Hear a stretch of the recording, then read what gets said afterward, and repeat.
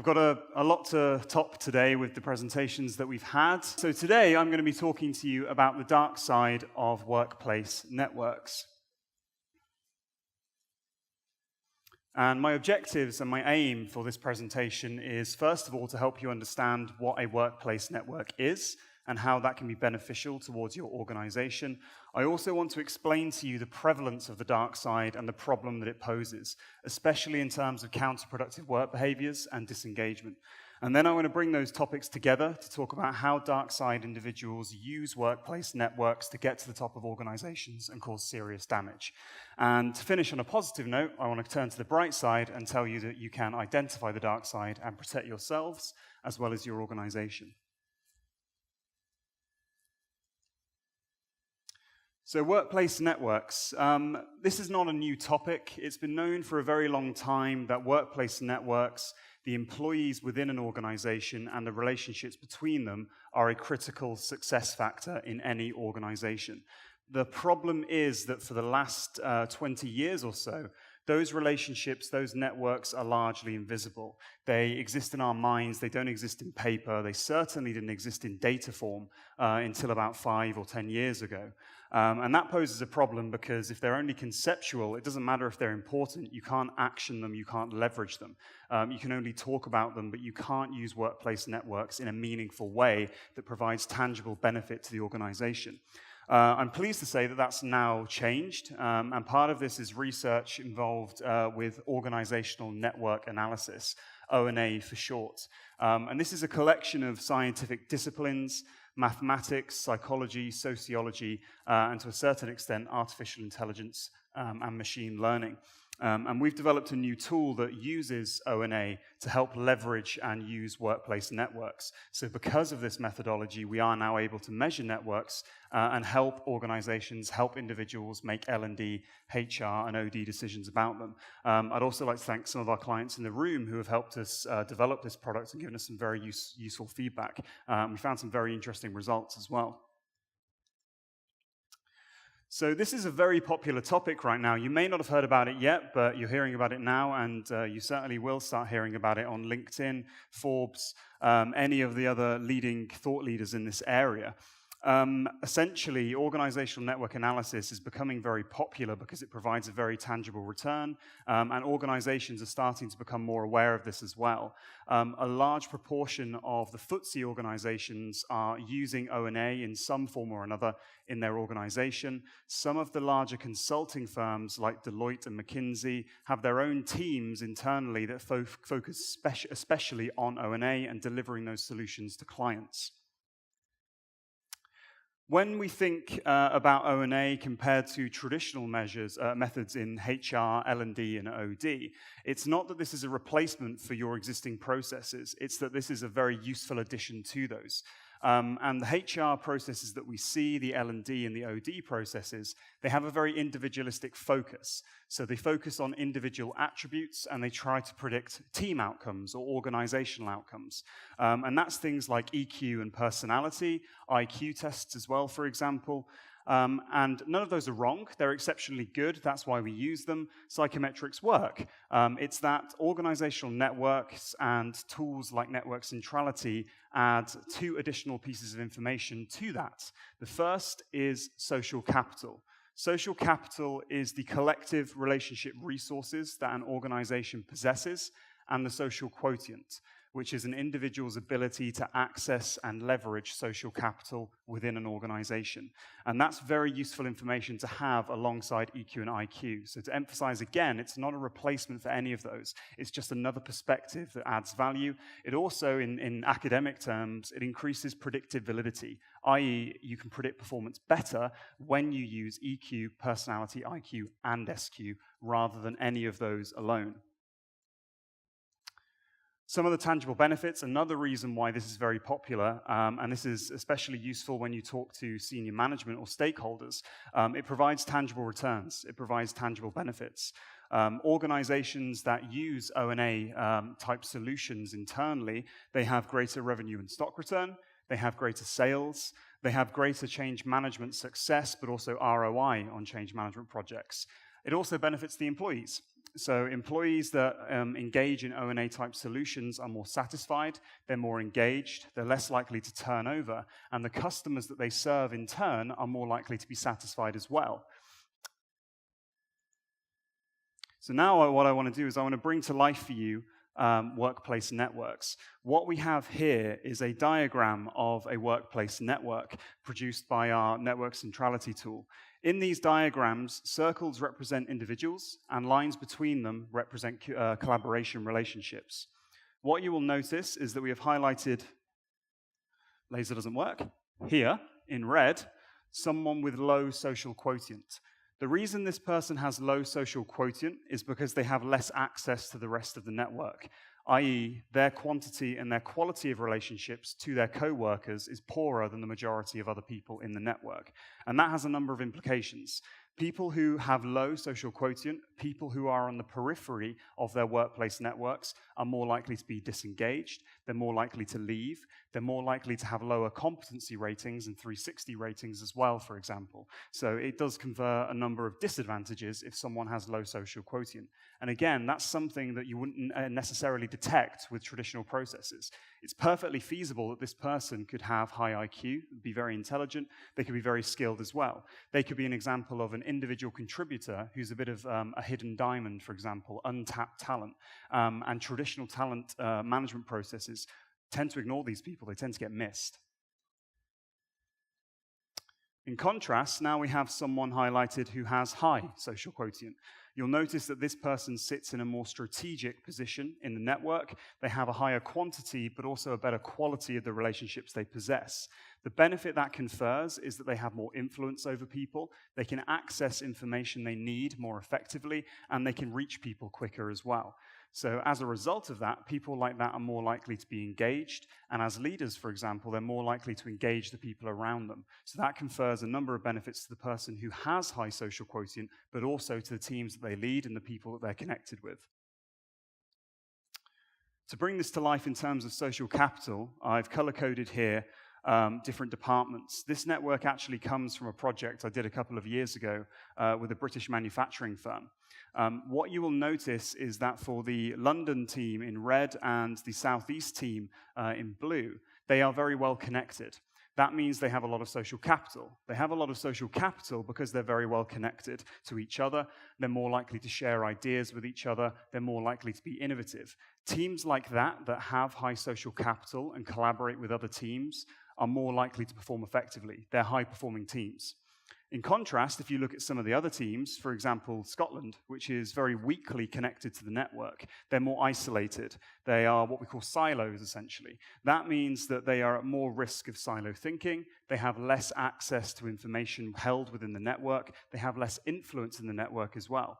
And again, individuals here are not necessarily less competent. They could be highly competent, but that's not particularly useful if they can't share that expertise or their knowledge with the rest of the network, and that poses another real problem. So that was a very brief introduction on workplace networks, and I'll be coming back to that a little bit later. I now want to talk about the dark side, and in particular, its relation to disengagement and counterproductive work behaviors. I'd also like to take this opportunity to thank Dr. Hogan, who has been the primary influence in my thinking and my work in this area ever since I was a student at UCL and the University of Bath. In the work that I've done, especially the academic type research, there have been three main traits that I focus on for the dark side, and these are referred to as the dark triad. The first of these is antisocial, also known as psychopathy. This is characterized by callousness, lacking empathy, and risk-seeking. The second is manipulative personality, otherwise known as Machiavellianism, after Niccolo Machiavelli, who you may know wrote The Prince. This is characterized by superficiality, devious and deceptive behavior, using other people. And last of all, attention-seeking, or narcissism, is characterized by the display of exhibitionism, grandiosity, and superiority. What all of these traits have in common, and the reason that they are called the dark side traits, is because they tend to have a negative effect on the people around them. They all lack empathy to a certain extent, they are all hostile towards other people and have negative relationships, and they are all egocentric. So this partly comes back to Ryan's point about a kind of me culture. These are the me people. They only care about themselves, they care about getting ahead, they do not want to get along unless it helps them get ahead and it helps them beat other people. Now, in an ideal world, I would love to stand here and tell you that those traits are not very common and there's nothing to worry about. However, these traits are extremely common in organizations. The more senior you go in an organization, the more common they become. Between 5 and 20% of senior managers have psychopathic personality or antisocial personality. That can be as high as 50% in C-level positions. To put that into perspective, the prison population only has 15% of those people. The general population is only 1%, so it's 50 times higher than the general population, and it's over twice as high as the prison population. That raises another question, of course, which is why do these people with very similar personality traits go on to be successful, and why do some of them go on to be very unsuccessful? And the answer to this appears to be a mixture of nature and nurture. If you are an individual with antisocial or psychopathic personality, and you are raised in an enriching environment, a privileged background, a good education, and higher IQ, you are very likely to go onto the boardroom, you are very likely to go onto high-flying careers and be successful. However, if you have those same personality traits, but you're raised in a less enriching environment, and you have a less privileged background, poorer education, lower IQ, you are more likely to go to prison, and you are more likely to be unsuccessful. Not everyone fits that trend. Some people go to the boardroom, and then they go to prison. So what? Why does that matter? The reason this matters is that it really does have an effect on organizational performance. It costs a lot financially, but also socially. The presence of individuals with dark side traits in senior positions in organizations reduces shareholder returns. That was just a prediction, that was just a hypothesis for a number of years. That is now confirmed as of 2017. If you have individuals with excessive dark side traits in senior management, your stock value is lower, your revenue is going to be lower as well. One of the main reasons for this is that individuals with dark side traits cannot resist engaging in counterproductive work behaviors. Those are behaviors that inadvertently or very often intentionally, within the case of the dark side, cause damage to an organization and its employees. So I have a question for you about counterproductive work behaviors, and I'm going to ask you, and you feel free to shout out as well, how much do you think CWBs cost the US economy every year? Feel free to shout out numbers. Any bidders? How much, sorry, sir? 1 trillion. A little bit too high, not far off. Any other bidders? No? $400 billion. That's just for the US, and that's just every year. To put that into perspective of how much money that is, if you could stop that money being lost and you started your own country, it would be the 30th largest country in the world. So it's not an insignificant sum, it's an extremely large amount of money. And again, it's just the US and it's just every year. And this is related to another topic, of course, another problem that people with dark side traits, and especially senior individuals with dark side traits, cause, and that's disengagement. You won't be surprised to know, because it's a very popular topic all the time, that disengagement is rife within the global workforce. Estimated by Gallup last year that the global workforce, only 15% of people are engaged in their jobs. That means that 85% of people are not engaged or they're actively disengaged. That's a problem because it's only the engaged people who contribute real value to the organization. So if your organization fits the global trend for engagement, 85% of your employees do not contribute value, or they actively take value away from your organization. And that's not a good situation to be in, of course. So again, the kind of so what factor there. Individuals with dark side traits are one of the primary causes of disengagement. If you look at the reasons why people are disengaged, if you look at the reasons why they leave their jobs, bad bosses. It's almost always bad bosses. And the baddest bosses of all, the ones with dark side traits. So they cause a lot of these issues, and they engage in counterproductive work behaviors. They cause this disengagement. So now I wanted to bring these two topics together in a very exciting way in the topic of spider webs. So individuals with dark side traits and workplace networks, how they cause counterproductive work behaviors and disengagement. This is based on research that I've done, essentially looking at individuals with lots of social capital and social quotient, and then looking at their respective dark side traits and seeing if there is a relationship, a correlation between the two. Here we have the project I was talking about at the start, the manufacturing firm in the United Kingdom. This time, though, I have sized the individuals. So if an individual is larger, if their circle is larger, they have greater social quotient. They have greater influence, they have more control over the network, more power, more ability to access information. What I originally expected was that people with dark side traits would not sit in these positions. They would sit towards the edge of networks because of the way they treat other people. I wasn't just wrong, I was completely wrong, because what we actually found was that they tend to sit very prominently in these positions. It's a very strong correlation between the social quotient and dark side traits, especially antisocial and Machiavellianism. Here we see them highlighted in red. The individuals highlighted in red here are the ones with excessive psychopathic personality. And you'll notice that they sit in very prominent positions in the network. This was also the case for manipulative, Machiavellianism, and attention-seeking, narcissistic. Now, this is a contradiction. It doesn't appear to make sense. The reason why it didn't make sense to me at the time is because individuals with dark side traits are called dark because they behave negatively towards others, because they have negative relationships. So it didn't make sense for them to have high social quotient, which suggests higher quality and quantity of relationships. And the reason for this comes down to some of the things that Dr. Hogan was talking about earlier, the emergence and the charisma problem. What we find with individuals with dark side traits when they join organizations is that their overall strategy is to get to the top and be in charge because they like positions of authority and it gives them a lot of benefits of doing so. The tactics, the behaviors they use to achieve that are hard or soft. Soft tactics, things like flattery, manipulation, charm, these are all the examples that Dr. Hogan said of emergence, the problem of charisma, and people who use those tactics rise very quickly. The other is hard tactics, things like bullying, coercion, harassment, counterproductive work behaviors as well, of course, and those cause disengagement. What we found is that when an individual with dark side traits first joins an organization and they are junior, they use the soft tactics. They use their charisma, they use their emergence to rise to the top of the organization. Because if they behave badly at that stage, they just get fired.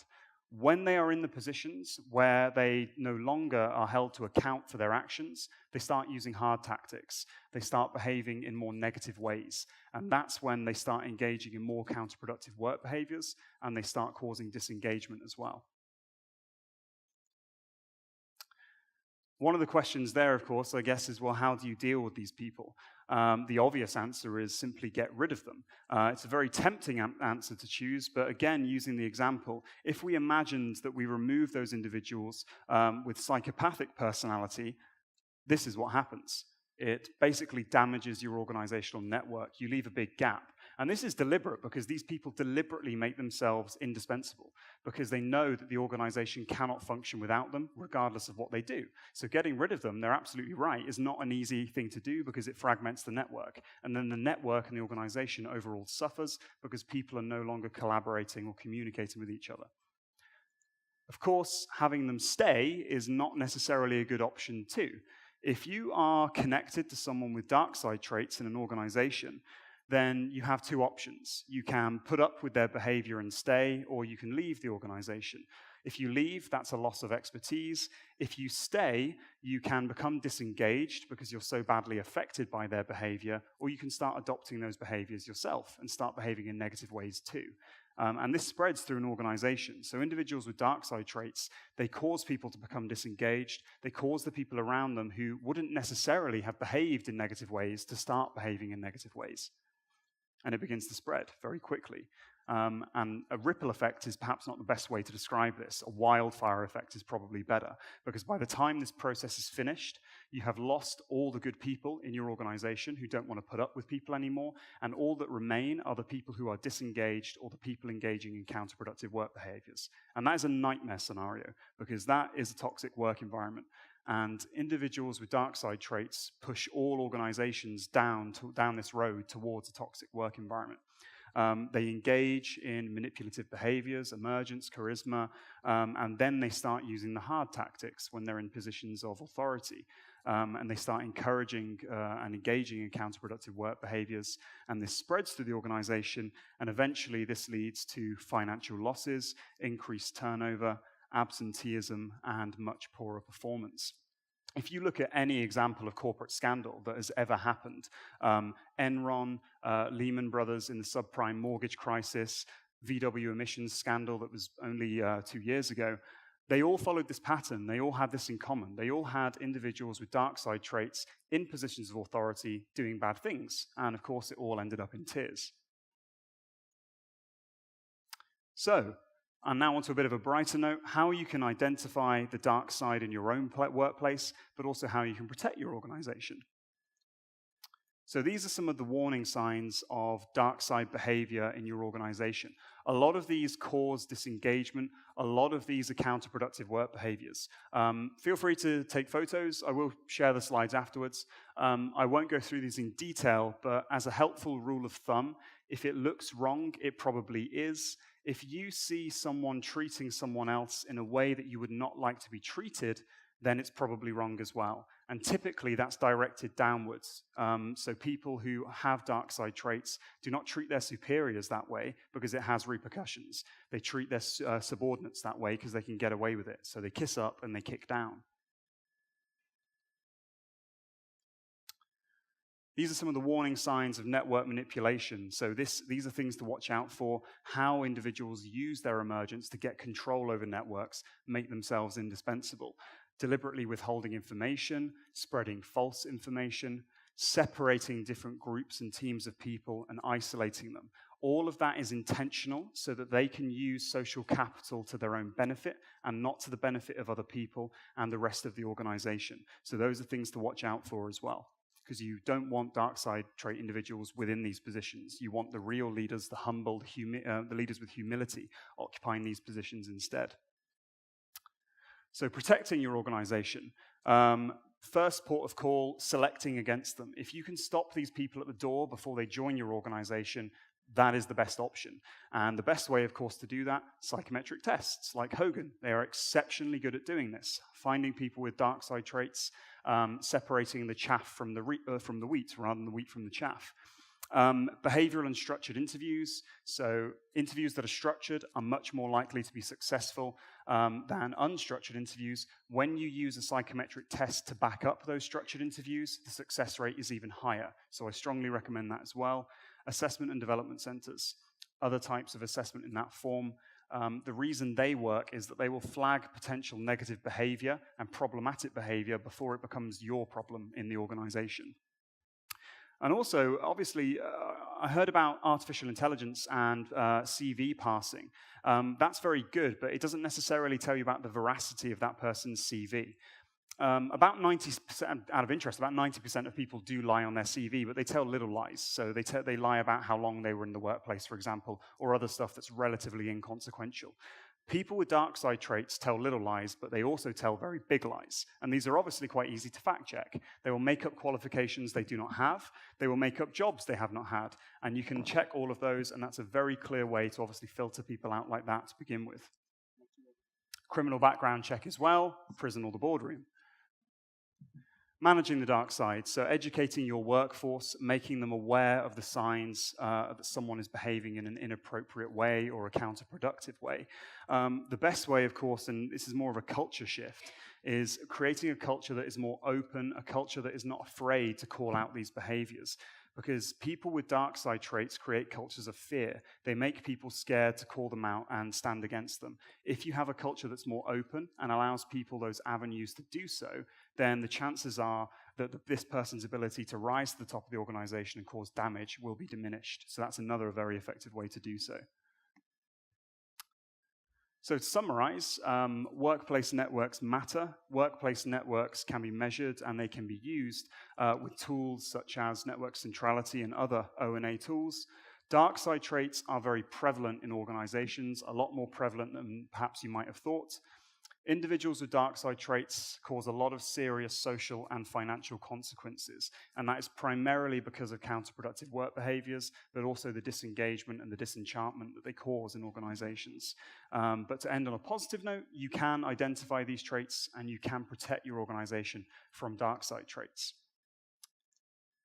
So thank you all. I'm sure you're all very excited to get onto lunch now and enjoy the pool or the beach if you have time to do so. But before that, what questions do you have for me?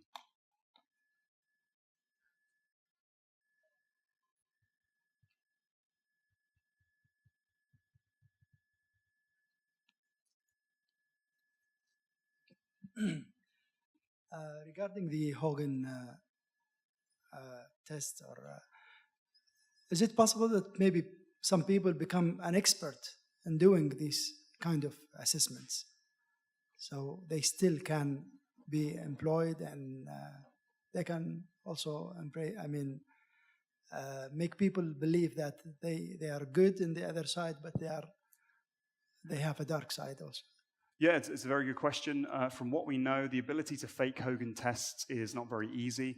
I think out of all the traits, and I can let Ryan or Dr. Hogan correct me here if I'm wrong, narcissism is very easy to catch because they like to show off, so they will show off on questionnaires as well.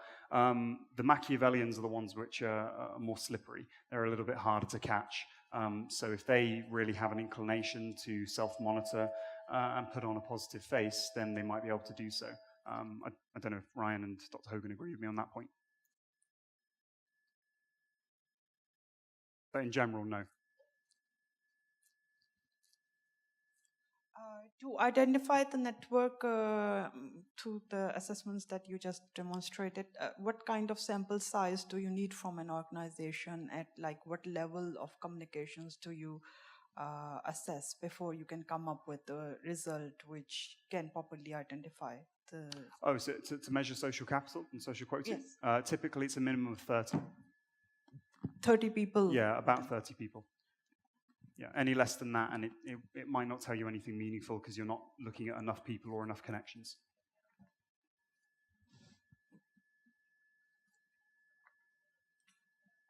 So the question is, if you get rid of those troublesome hotspots, so to speak, you can't, and you explained the risks of getting rid of them. What can you do with them? Because presumably they're not particularly coachable.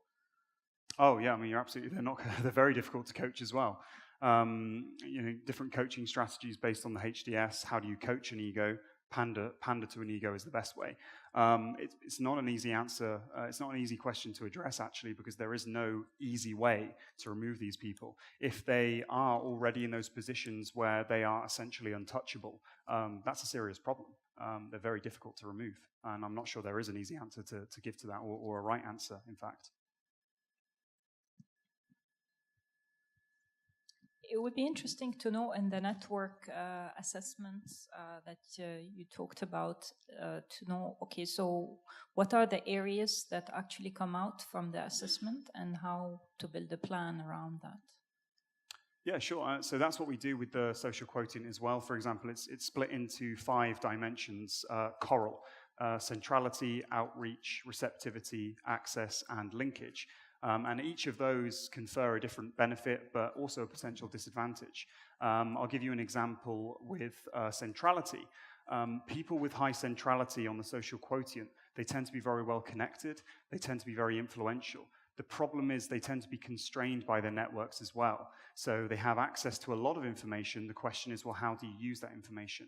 They're also at greater risk of being overloaded because more people rely on them. So that's how we can create very dedicated coaching and feedback sessions for them on the basis of their social quotient scores and their coral scores. Thank you very much. I hope you enjoyed that.